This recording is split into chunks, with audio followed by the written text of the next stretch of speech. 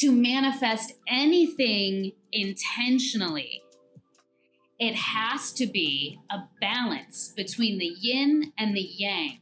That's what yoga is. Yoga means union. It means a uniting of the masculine and the feminine.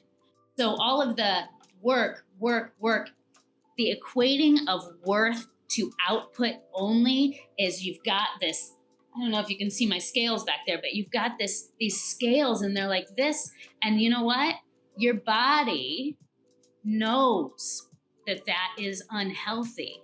Everyone's body knows. Now, different people have different thresholds, right? Right. Before which they will break in some way.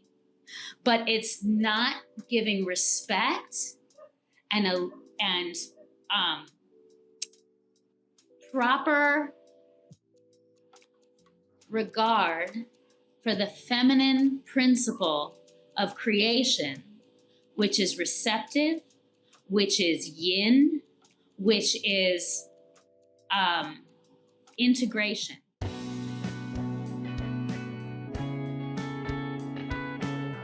Empower You podcast is devoted to bringing real-world wisdom and encouragement to our listeners. We discuss a multitude of life principles and the process from an economic, cultural, and societal perspective. We believe that through tough conversations and shared wisdom, we can pave the path and leave a ladder for the future. Subscribe to our channel and let us empower you.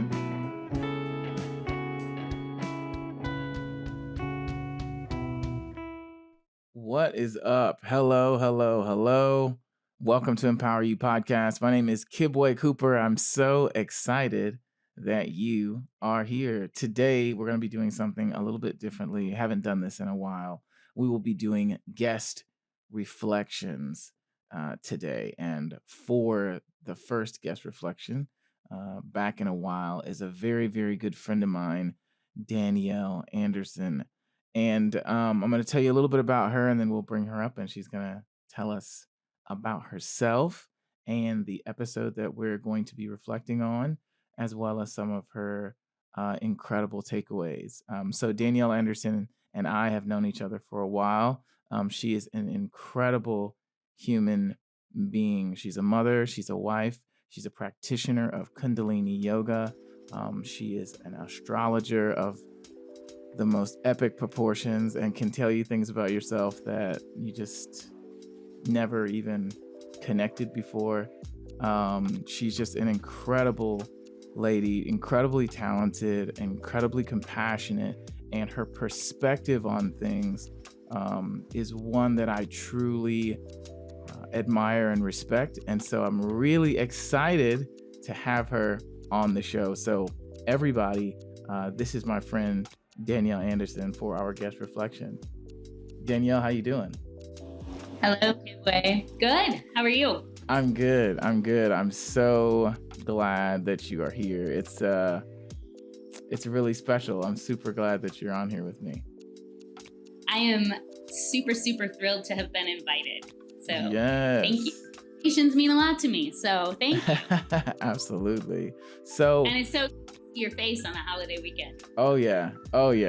I did a lot of driving, as always during the holidays. So it's nice to actually be back at my house, and to not feel like the pressure to do anything but show up for myself.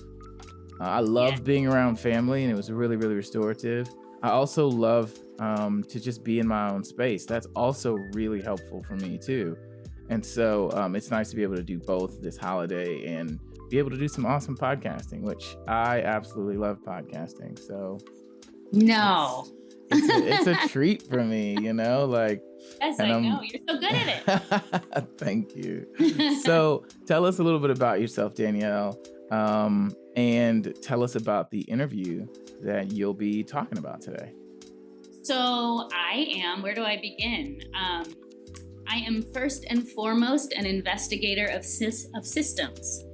I have been an investigator of systems since I was 9 or 10 years old. Systems as it applies to philosophy and the human experience. I am an intuitive. I see energy. I see subtle energy. So, and I'll branch into Samaj's take on this. I so loved listening to that podcast. The reason that I chose his podcast specifically is twofold. One, Samaj and I have been trying to get together for a few months now. And it hasn't worked out time-wise, but he is, as I mentioned to you, invitations are important to me, and he has extended multiple invitations to me to connect. And I know that we're meant to connect, and timing has not worked thus far, but timing is important. And so in a way, I felt like if I was going to reflect on something that someone else had shared, I feel a bit of an invitation from him, if that makes sense to you. Absolutely. That makes a lot of sense. Yeah, to be able to speak into what I perceive about what he's putting out. So there are so many similarities between his story and mine, so many similarities in what we do and how we move through the world. I so enjoyed listening to him and having that window. We both work in energy. And as he said, everything is energy. We both work, I would say, more in subtle energy. So we are energy, right? We are more dense. Anything solid is energy that is just dense enough to be material. Okay. And then you have variance that gets more and more subtle. And so I love listening to the way he works with energy. I am able to see the energetics at play in people's lives. I can see the connection between seemingly unconnected things. But I need to have an invitation in order to speak that out. Right? So oftentimes I'm keeping it to myself. So that's why the invitation is important to me. I also chose this episode specifically because the concept of death and burying the dead is so intimate. I'm so intimate with that concept. It's such a large theme of my life and has been for quite a long time. So I've listened to the episode a couple of times now. Such a pleasure to listen to.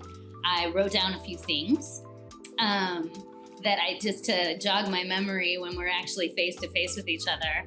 But so many different directions we can go with this. I have studied deeply and practiced deeply what we would call esoteric branches of various different spiritual traditions.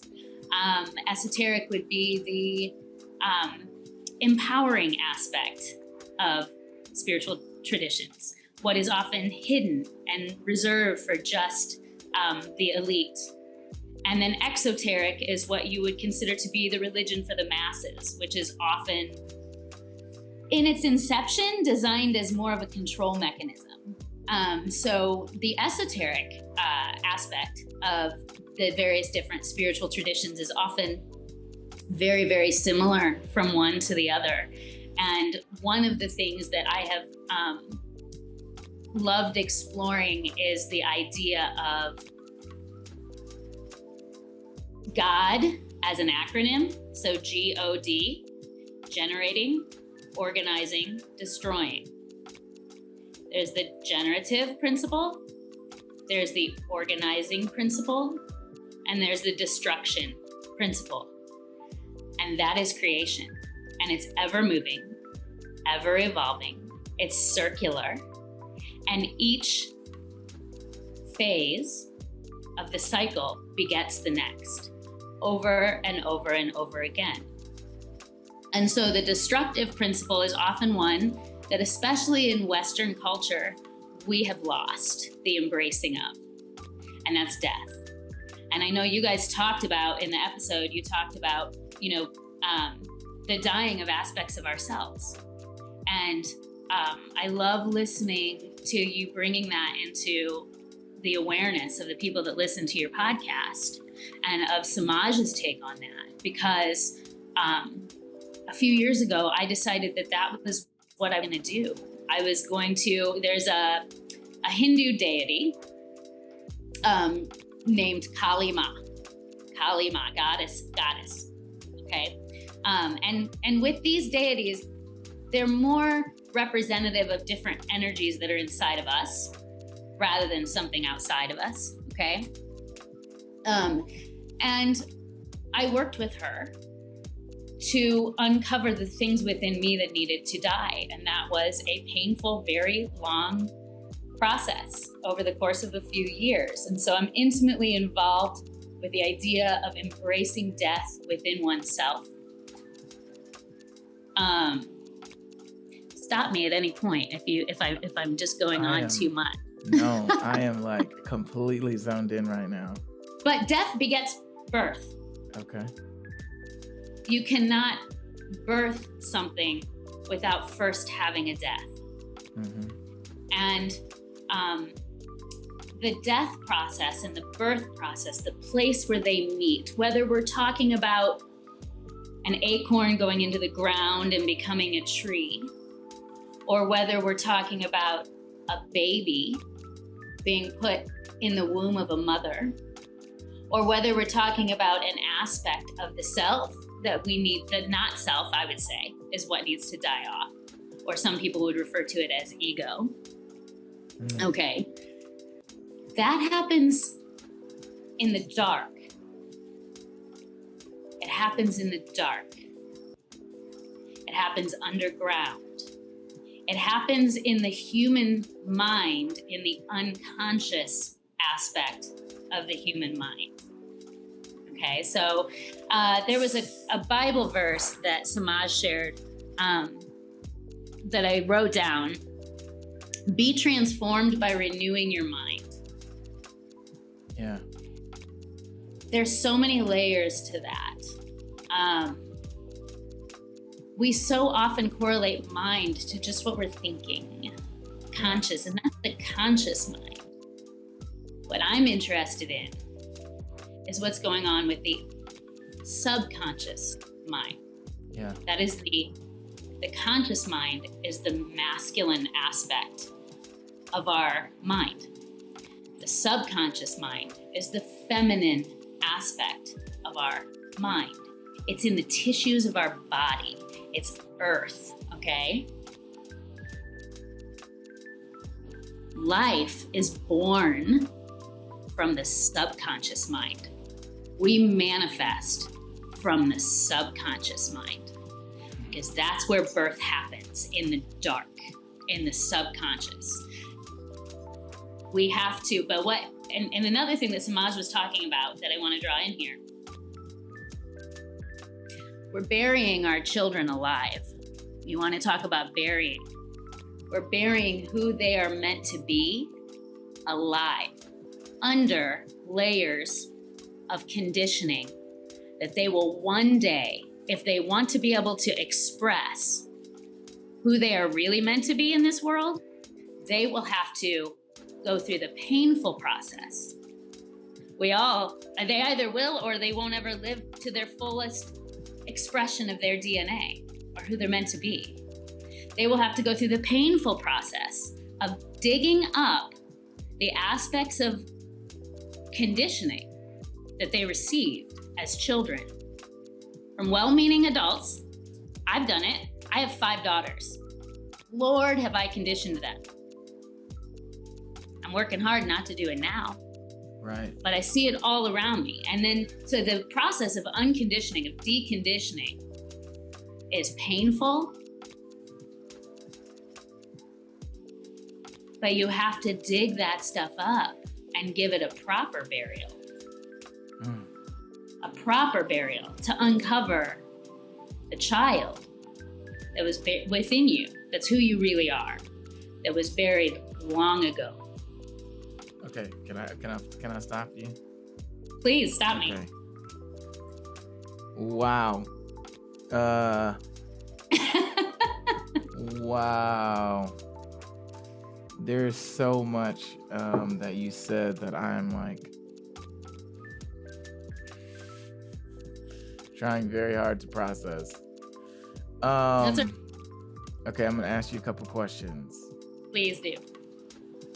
So the first thing that you said was that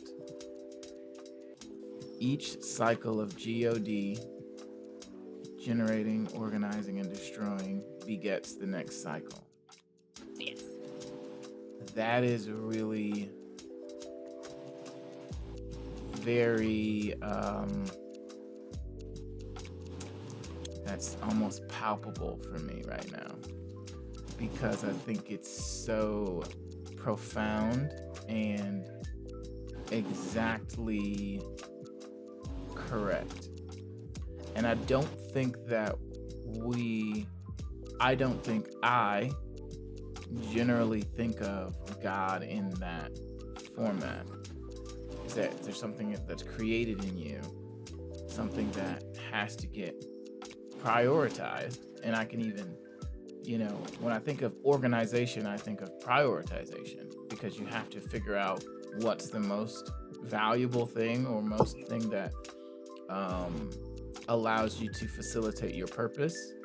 Mm-hmm. So that organization has to happen, and then the death of whatever it is that's on the bottom shelf, probably, which then makes more room for more generation, which also needs to be organized. So it's just, that was a lot. And now I'm like, my wheels are turning. Another thing you said, which was, I think, really helpful for me, even when you said it, was that there are parts of the unself that have to be let go of, that have to die, that have to be buried.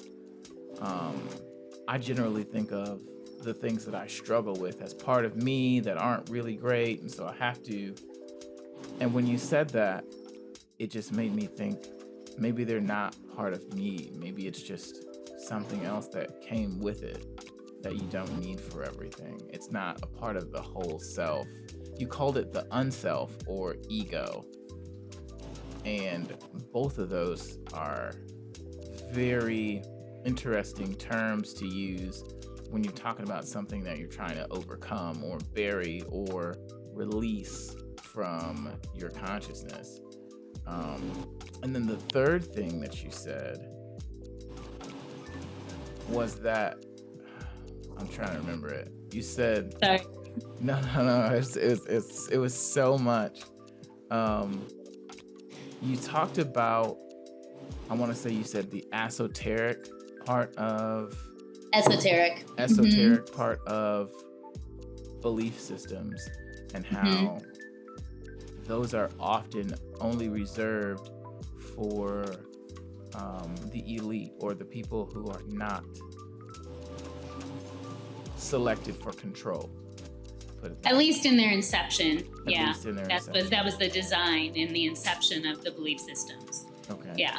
Can you talk to me a little bit about those 3 points, just briefly? Yeah. First, can I go to the middle one first? Sure. Can I go to the middle one first? Yeah. Okay. So,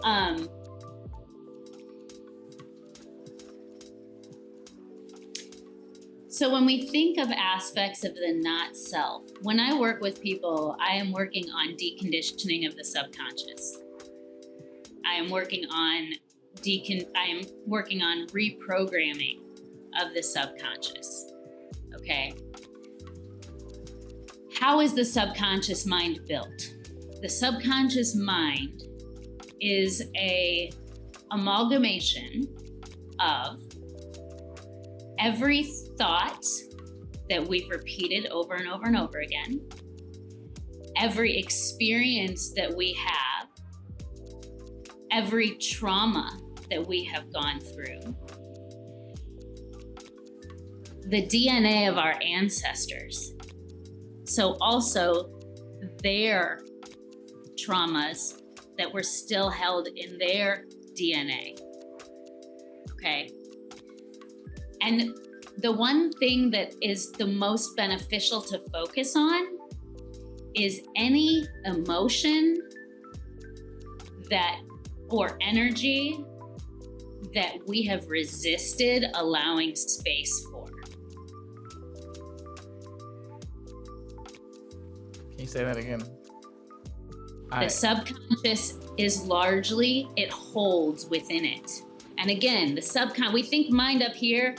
Subconscious it's every part of us. It's in every tissue of our bodies, okay? It holds within it every energy and emotion that we resist allowing the space for. I didn't like that. I didn't like So, I know. So, but here's the thing. So this is why our triggers are our signs as to where our work lies. Okay. As within, so without. As without, so within. You've heard of this, yes? Mm-hmm. Yes. My experience, a few years ago, I decided my experience out here is a reflection of whatever is inside of me. And if there's something I don't like in this experience, it can't be there if it doesn't resonate with something inside of me. It can't. My subconscious is creating my experience.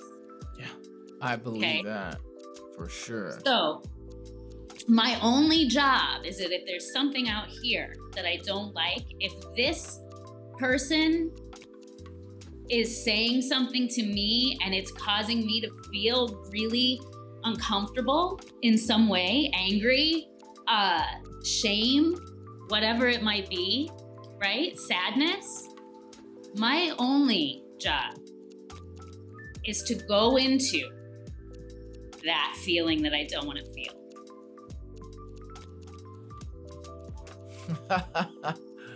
And that's what I mean by we need to dig up. And I love Samaj was talking about dig up. We need to dig up what we have buried.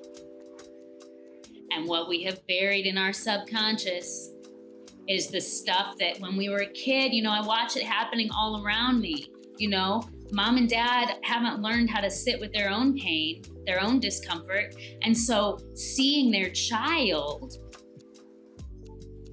sad, this overwhelming emotion that is actually beautiful, even when it's sadness, it's too much. Like we can't, as adults that haven't learned how to sit with our own, we can't handle the child feeling that kind of strong emotion. And so we say, no, let me fix it for you. Let me make that go away.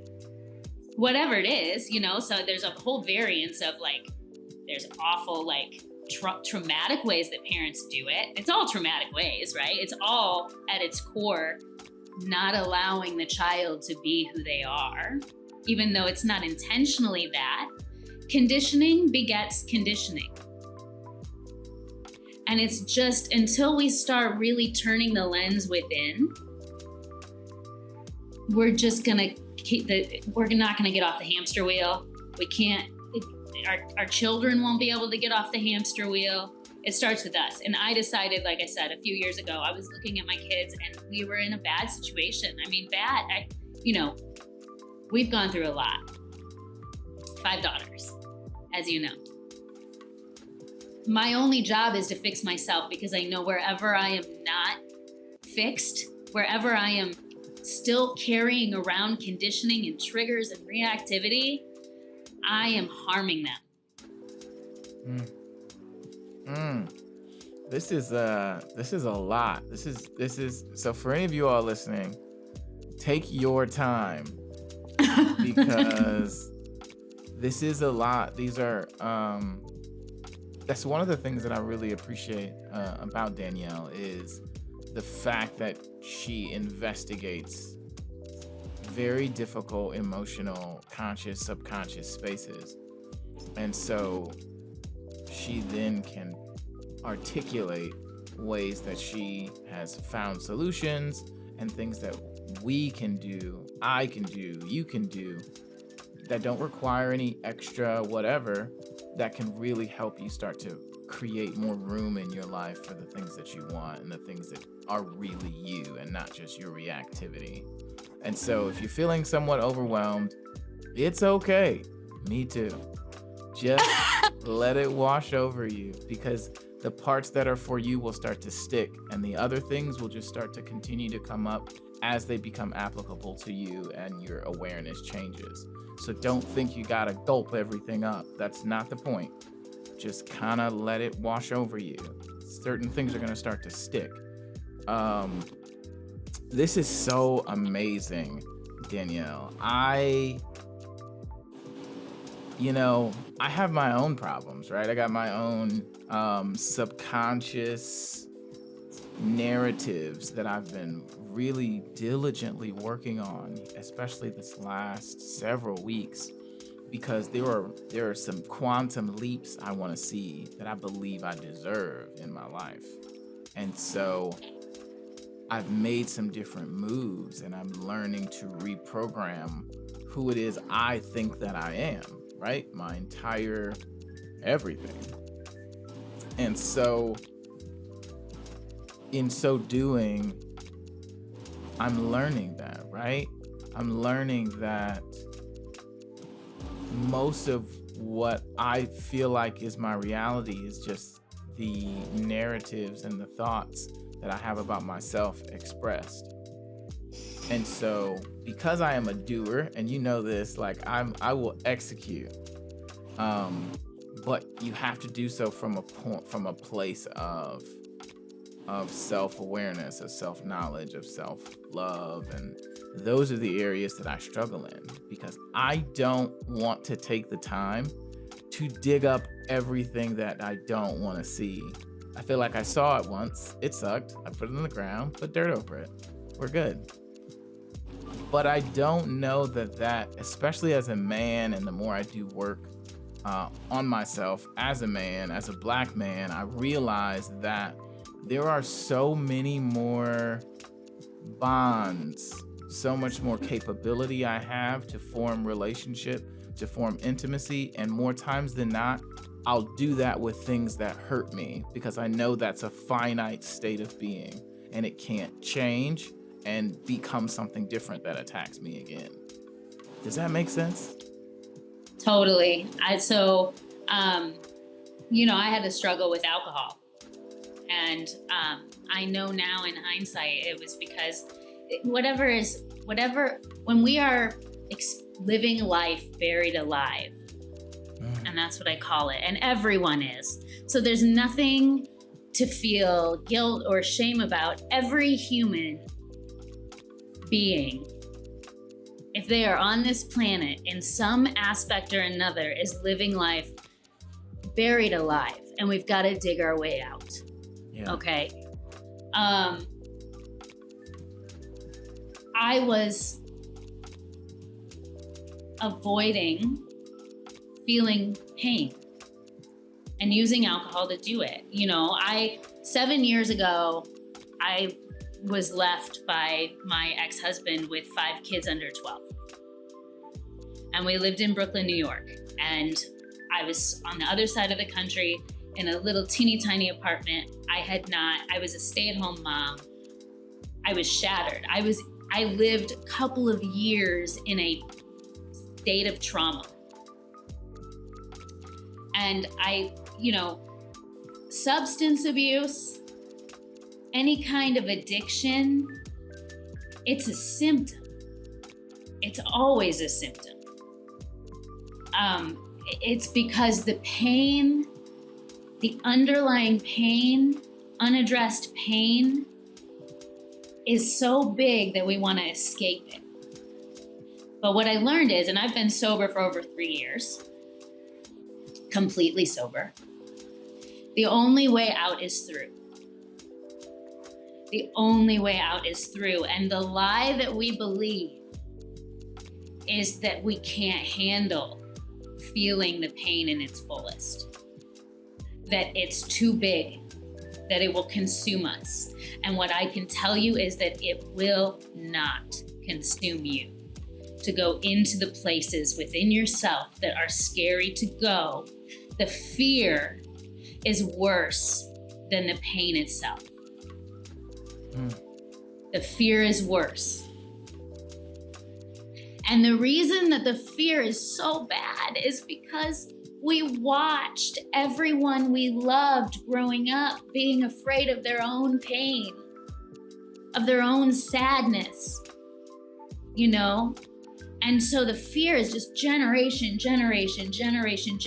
It's like so big. until we just start being gently oh, there's a trigger. You know what? I'm not gonna open my mouth right now. I'm gonna go home when I can. And I'm gonna sit wherever is the space in my house that I feel the most safe, the most comforted. If we're lucky enough to have a space like that, because so much of humanity does not. And I am going to open that up, that feeling. And I'm going to ask whoever you want to ask. You want to ask the universe? You want to ask your own subconscious? You want to ask Jesus? Whoever is meaningful to you, I'm going to go home and I am going to ask, what is under this? Why does this feel so bad? Show me what this is connected to. And things will pop up. And the way through, and this is the tricky part, is to feel what you don't want to feel fully, to surrender to it, and to not attach a mental storyline to it, because the mental storyline is resistance. Yeah. So you just surrender to the feeling, and it sucks, and you might cry, and you might, all these things. But then you know what? It lifts, and it's in increments. And you start over time being able to be in situations that used to give you anxiety, and all of a sudden they don't anymore. And it's slow, but it has to be slow, because if we did it all at once, it would overwhelm our being. Our nervous system wouldn't handle it, wouldn't be able to handle it. So you do it in increments. You do it little by little. You unbury your true self little by little, compassionately, with empathy. And you think about the child that you were, and you think about you feel into that space if you can. One of the things that I'm noticing you're saying is that, we intellectualize our spirituality. We intellectualize our ability or inability to deal with complex emotions based off of the places that our physical body has been already, not based off of the capabilities of our actual being. And that, for me, being and you guys who listen to the podcast, you guys know, I'm a thinker, I'm a talker. I like to ask questions. I'm incessantly curious.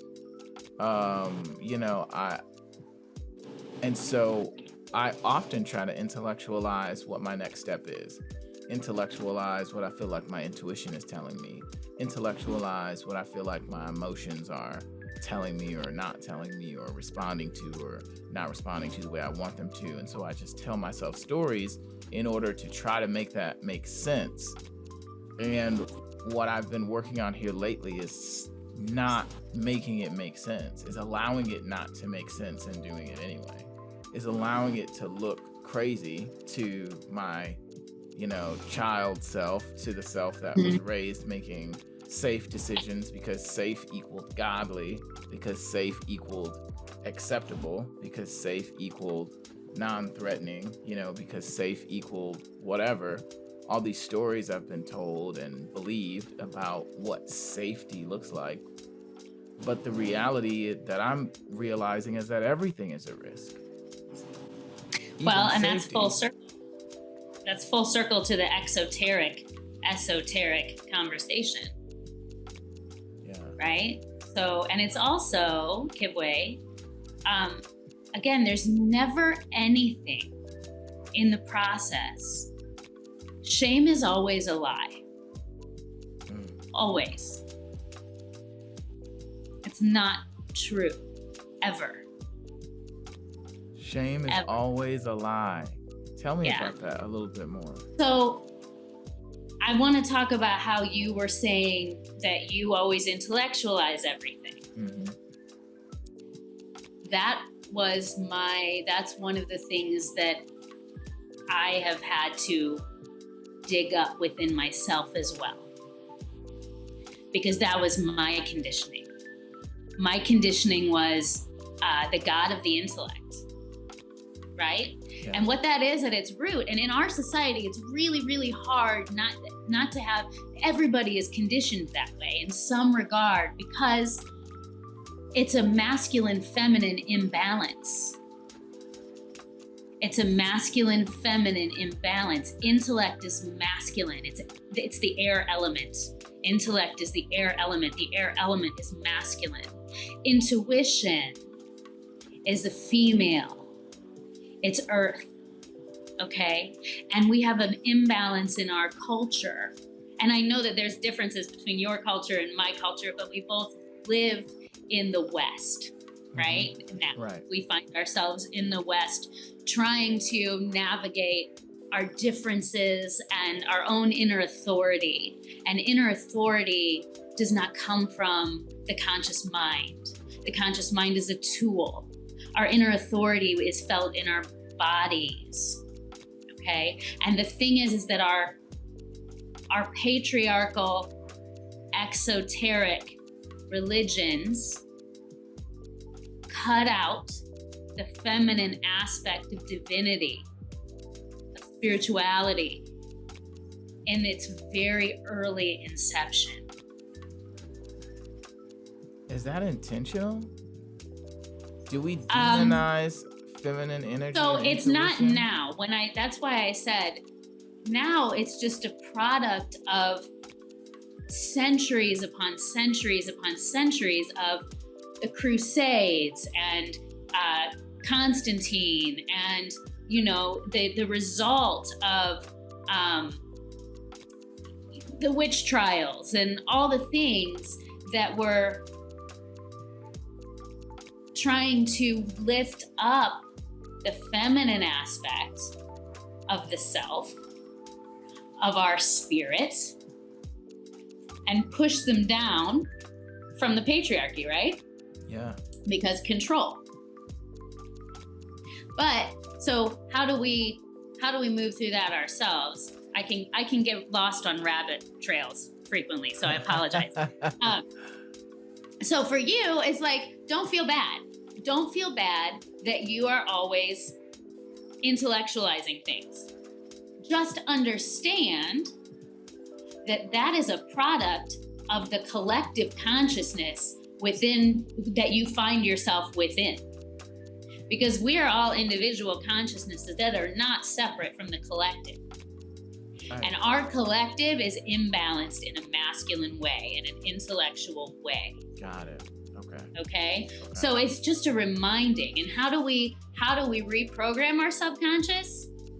We continue to feed conscious things into it over and over and over again that we want to stick. Yes. Okay. That's mantra. Yes. Why is a mantra more powerful if it's one that has been used by hundreds of thousands of people? Because of the collective consciousness. It has more power because it's been put into the collective subconscious by being repeated by so many individual consciousnesses for so many years, for so much time. So you've come to a kundalini yoga class that I've had, and what's the mantra that we say? Sat Nam, right? What does that mean? That means true identity. So what are we doing? We're informing our subconscious mind. We're putting into our subconscious mind who we really are over and over again, what we are under our conditioning. Our true identity is what we are under our conditioning. Why is that mantra powerful? It's powerful because the collective has used it for so long, and that gives it power. Okay? And that's Gurmukhi. So I just don't want to be a cultural appropriation disaster over here. And I want to give credit where credit is due. That is not a white person tradition. Yeah. That comes to us from India. It comes to us from the East. It is a gift from different culture. than what we have here. Yeah. So So, all right, I have a couple questions because I think I want to talk about mantra. mhm. So I want you to give me some, I think I know some, but for everyone who's listening, I need us to understand what mantra is and what mantras we may be subscribing to. So can I throw out a couple and you tell me if maybe those are right or not? Yeah, do it. Okay. So I will. so a mantra that I believe I grew up subscribing to is if you don't work, you don't eat. I can feel the pain in my body when you say it. That's the subtle energy. I feel those things. Yeah. I feel them in a way that makes me immediately tear up for the child that was you. Another one I think about is what's another one? What is it? I'm like getting cloudy now. There's so many like work hard, play hard, or I'll sleep when I'm dead, or just there's a lot of, I'm thinking from an entrepreneur standpoint, there's so many hustle mantras that we subscribe to, and we say them in our family all the time, and I invite anybody who's listening to start thinking of stuff your uncle or your grandma or your parents used to say and that you all used to say around the house all the time, or because I think these are mantras, right, that are practiced by the collective, which make them super powerful. So then when we speak them over ourselves, they take so much more faster effect in the way that we view ourselves and our journey and our process, which we then live our lives based off of. That's not necessarily true identity, right? That's just a intellectualized approach to a thought. Does that make sense? Is that right? Yes, that is absolutely right. So that is the product of living in a capitalist society. So it's an imbalance, again, in the masculine. The masculine is action. It is doing. It is effort. It is right. And the feminine is the yin. It's the integration. Like it's the receptive principle. And they have, for us to manifest anything intentionally, it has to be a balance between the yin and the yang. That's what yoga is. Yoga means union. It means a uniting of the masculine and the feminine. So all of the work, the equating of worth to output only is you've got this, I don't know if you can see my scales back there, but you've got these scales and they're like this. And you know what? Your body knows that is unhealthy. Everyone's body knows. Now, different people have different thresholds, right? Right. Before which they will break in some way. But it's not giving respect and proper regard for the feminine principle of creation, which is receptive, which is yin, which is integration, right? So if we can't integrate, we cannot properly integrate any of our experiences if we are constantly efforting, constantly masculine, constantly Mars, no Venus. And I'm not talking about men and women. I'm talking about masculine and feminine, which we all have within us, whether we are men or women or non-binary. And I really do believe that the future is non-binary. We're moving. And why? Because that's balance, baby, right? Masculine, feminine, balance. And I don't mean that like no one is ever gonna be identified as male or female. Right. But just the concept, right? The people understand themselves on a greater level, that they're not so quick to put themselves in a box, but rather to understand that they specifically, their true identity is a certain thing, or that they care or like or prefer or whatever, a certain thing outside of whatever constructs that we have, whatever mantras about our identities that we've collected. Is that what you're saying? Yes. And so the mantra, and that's the thing, is that our tissues, so our cells are constantly dying and being rebirthed. They say a human being in 7 years is a completely new physical being every 7-year cycle.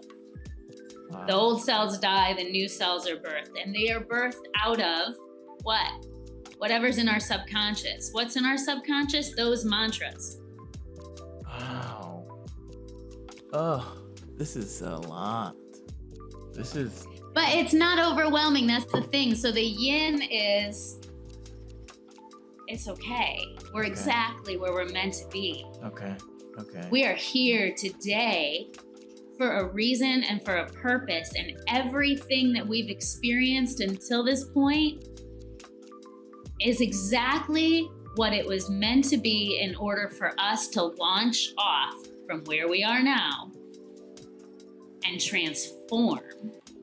That's alchemy, right? Yeah. Alchemy is taking the most painful and transforming it into the most beautiful, the most joyful.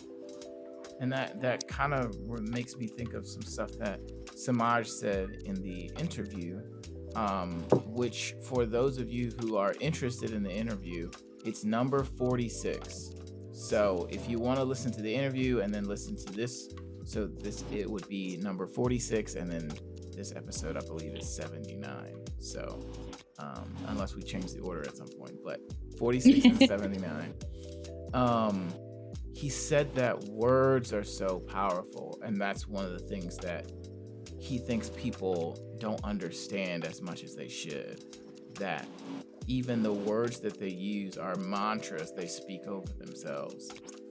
And so I've been doing this thing at night where I will listen to meditations, affirmations, and things like that. I'll get up in the morning, I'll do like a slight meditation, I'll go work out, come home, do another meditation, then start work, and then start and stop every day with that routine. And when you said the word shame, I completely felt so much power around it. I felt like that's the main emotion that I have internalized throughout my life, is shame for one thing or another. Shame for wanting something, shame for not wanting something, shame for agreeing with something, shame for not agreeing with something. Everything was about shame because God was punitive and is punitive. And so anything you say or do, he's judging you for. And even the he part of he's judging you for, I feel like is another aspect, because there's just so much to that. And when you say that we are exactly where we're supposed to be based off of what's next for us, I almost feel like I feel resistance towards it intellectually, because I'm like, oh, that can't be right. I have to absolutely be bad. And that's why that's the only way this makes sense, is if I'm bad, which is so weird. And I don't like it.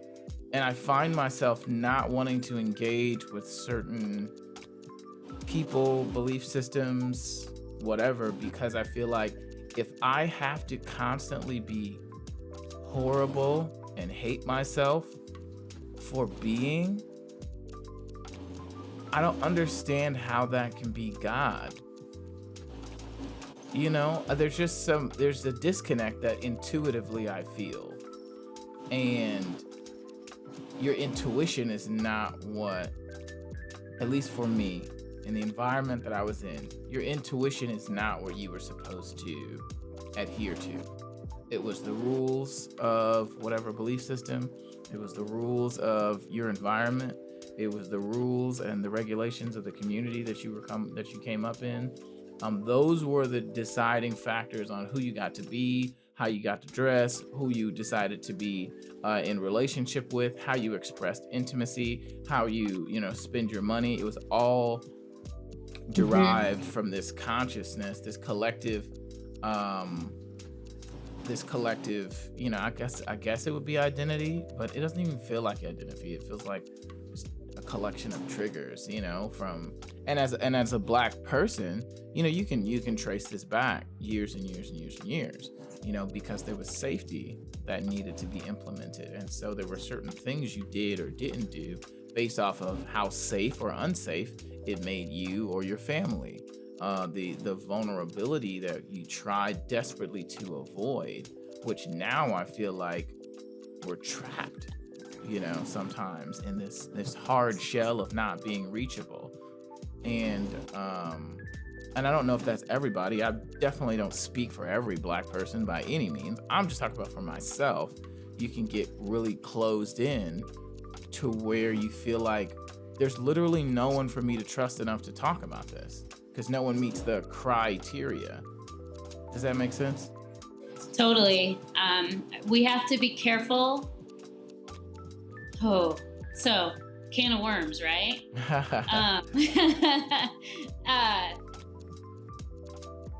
We have to be careful when we trade our power for comfort, for safety, as you say, right? Or for what the idea of safety. That is exoteric spirituality in a nutshell, right? So, and I'm not, I really do know for certain that everyone's path is different. And I know for certain that comparison is the thief of joy. So I'm not putting down anyone else's path. But what I can say I also know for sure is that my power resides within me. And any time that I place power outside of myself in any way, I am not living in a way that is authentic for me. And not everybody is going to be ready to, I'm here as a guide and I know that. And I had to go through, almost swore on your podcast, stopped myself. I had to go through so much pain and excavation and digging up in order to find where my power is. That's the lie, right? Finding your own power. That's where safety is. That's where comfort is. It's not out there, right? Yeah. My way of getting there is not going to be right for everybody. That's why I have to wait for the invitation. Right. Okay, so I'm here as a guide, but I'm not going to say that, if somebody else if something else works for someone else, awesome. Yeah. Awesome. What I know to be true for myself, my power is here. And if that resonates with you and you want to learn that, let me walk alongside you. I'm happy to. It's more of a gift to me than it is for you. But if it doesn't resonate with you, I wish you so well on your way. Go your way, because the way that this world is going to work, the way that we're going to root out pain and suffering, is to not judge other people's path. Even if intellectually it makes no sense to us. Right. We all, if we had the population of the world, and we were all in tune with our own inner authority, and we all respected everyone else around us inner authority, it would be the order of chaos, and it would all make sense, and that would be perfection, right? We're a long way off from that. So what can you and I do, Kibwe? Who's in front of me right now? Right. Who's in front of me right now? What do I need to let go of in this moment? What am I trying to control that is outside of myself and is not my business? You know? That's so huge. So how do people go through this process with you? You know, you have so much knowledge and understanding. How do people connect with you? How do they learn about what you do? Because for some folks who are listening to this or watching this, they may be very, very intrigued, and if they're anything like me, they will feel a strong pull to know more about what you're speaking about. It will have disrupted the soil that they are used to being in. And so what's that like? So I'm working on putting structure to that right now. Okay. What that looks like is inviting me into a relationship where, and it is a business, right? We are in a capitalist society, so there will be an energetic exchange in the form of money. Absolutely. For various different reasons, lots of different reasons for that. But I will sit with you. Invite me into your experience. And we will talk, like Samaj said. It starts with a conversation. Yeah. And then your invitation opens up my ability to read the subtle energy of your being and to read the subtle energy of your blocks and to see what maybe you are unable to see and to guide you through those blocks verbally in conversation, energetically. I use energetic practices with people, and it depends on the person. What I do with different people is different depending on who is sitting in front of me, because there's so many variables. And because of the person that I am in exploring systems and in exploring them not just intellectually, but practicing for so many years, I have lots of tools.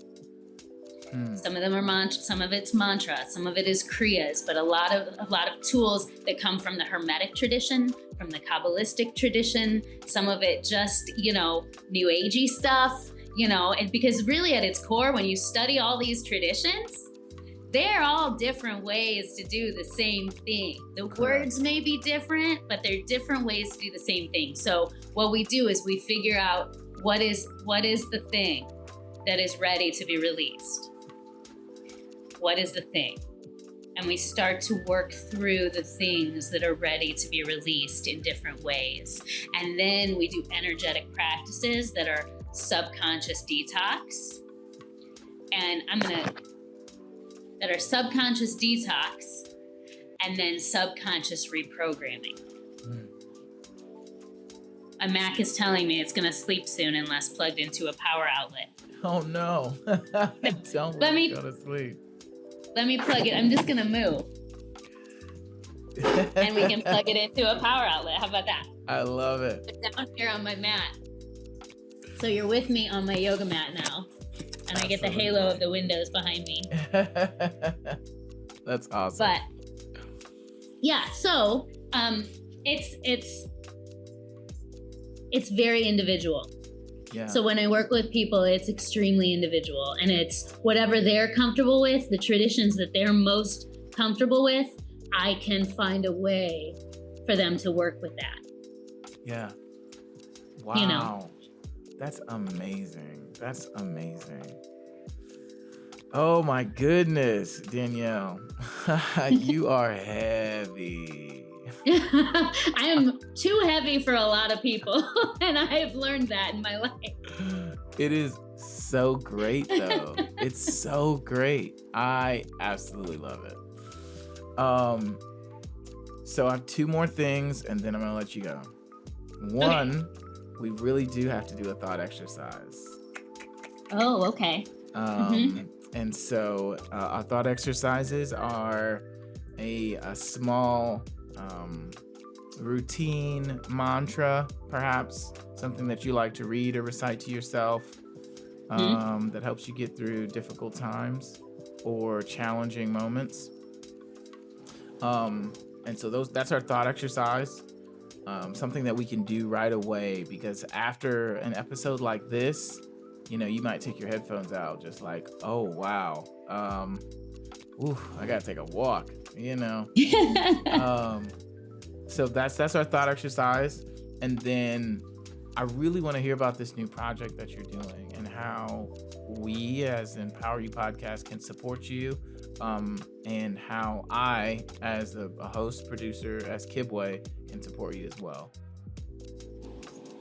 Okay. Do you want the thought exercise first? Let's do the thought exercise last. Okay. So the new project then is really what I just described. Okay. So I took on a job as a banker, as you know, and I did that for 5 months. And part of my design, so one of the things that I'm studying is a system called human design. And part of my design is what's called martyr. And martyr is just a trial and error. So I have to try things and before I realize, oh yeah, that's really was not the right thing. And so I left that job, not because it was bad. I was actually good at it. And I enjoyed my coworkers. However, it made me unable to show up for the things that are really important in my life in the way that I am meant to show up. So I left that. And so what I'm doing now is called DNA empowerment. And that is what I just described to you. Basically working one-on-one with people to guide them through the deconditioning process. Okay. The subconscious reprogramming process. Okay. And then to empower their DNA, their own DNA. And that will work the way I just described. We meet, we chat, we find out. I intuitively design programs for you. Different depending on who I'm talking to. DNA, right? We all want to have all of our DNA lit up to its fullest. It also happens to be my initials. Oh, really? So Danielle Nicole Andersen. So it felt like a cool little thing. So anyway, I'm working on that. So trusting the process that I will be able to support myself and my family doing the work that I really do believe I'm designed to do. So, that's it. That is amazing. You really do have to let me know when you're ready for this rollout, or what link, number, something that people can get in contact with you, because it's really amazing what you're doing and what you take the time to do, because the idea that you can become something totally different than you ever thought of yourself as is really important. It really, really is, because many of us grew up, just like you said, under a lot of heavy conditioning, and it doesn't make for a happy person. Even if you're coping very well, even if you've been handsomely rewarded for being good at being conditioned, it's just not as real as your true identity. And so I love the fact that you're doing this. I think it's amazing. Are you starting a podcast for this? I don't know. I know you've mentioned that to me before. I would love to have a conversation with you about it. How about that? Absolutely. I would love that. And people can find me on Instagram. Okay. So if someone is interested in chatting or has questions, DNA Empowerment on Instagram. I'm there. I love this. Okay. That's amazing. All right, you guys, make sure you go follow Danielle on DNA Empowerment, okay? And tell her hello, tell her thank you. And so for our thought exercise, what yes. do you got for us? I am going to I actually have a poem.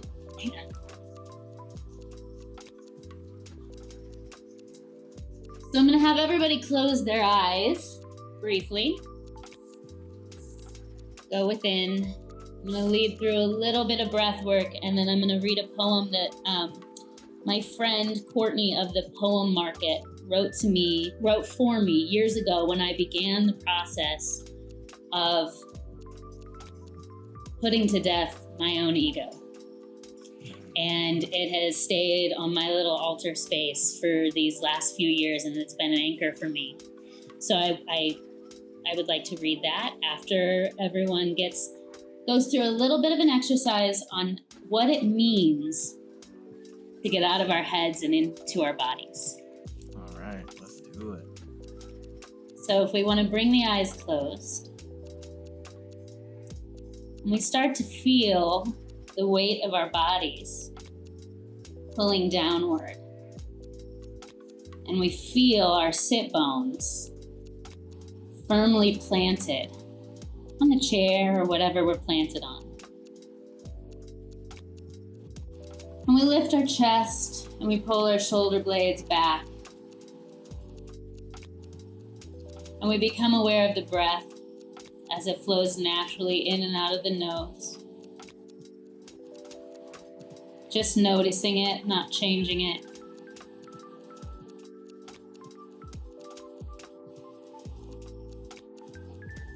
And if the mind wanders, we just bring it back to the breath.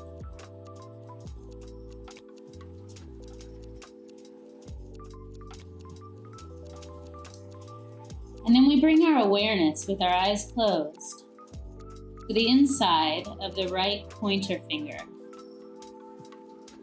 And we feel the right pointer finger from the inside, noticing how it feels from the inside. It might be tingly, and it might be a bit of a challenge to even do this, and if it is, that's okay. And then we're going to shift, and we're going to feel our left pointer finger from the inside. And we're going to put our awareness in our left pointer finger.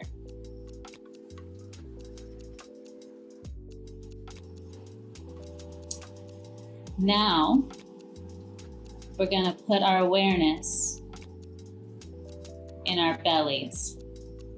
And we feel what our bellies feel like from the inside.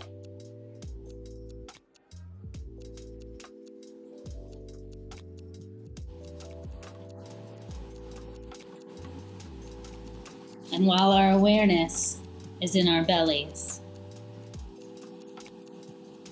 we read and we hear. Sit in the bone and body of the temple of your being on this side of going. Sip on the breath that lives there within you. Through each and every blade of grass, softening in the light of dirt and deep earth. This is the space, the only space worth pouring your entire self into. Let the rest shed, the wallowing worry, the names we try to fit into, the paint we wish to color our reality with. Shed it each like dead skin. For the piece that lives most alive is you, is breath, is the head and crown of God.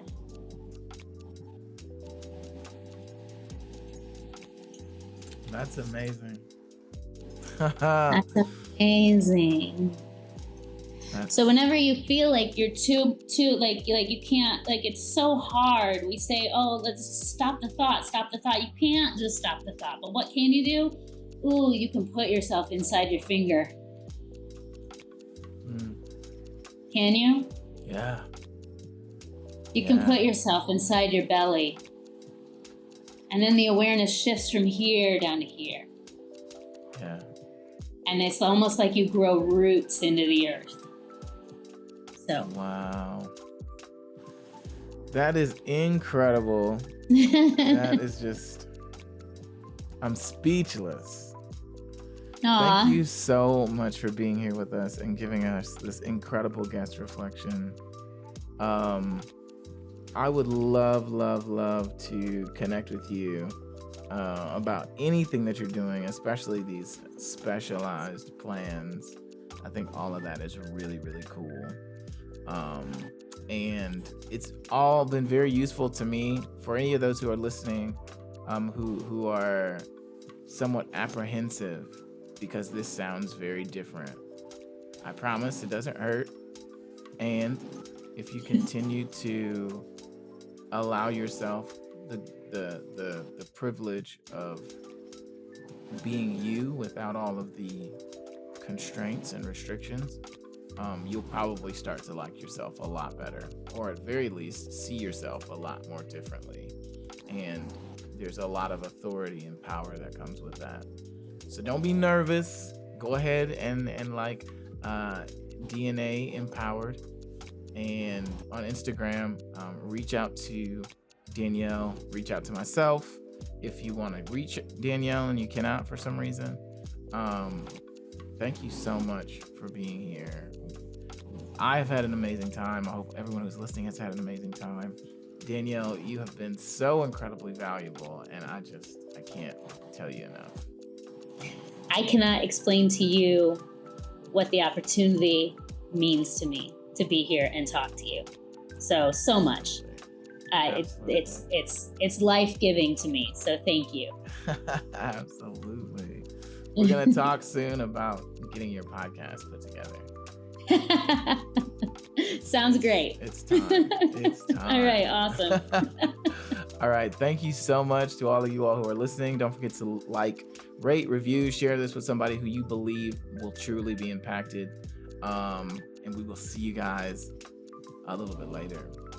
Peace.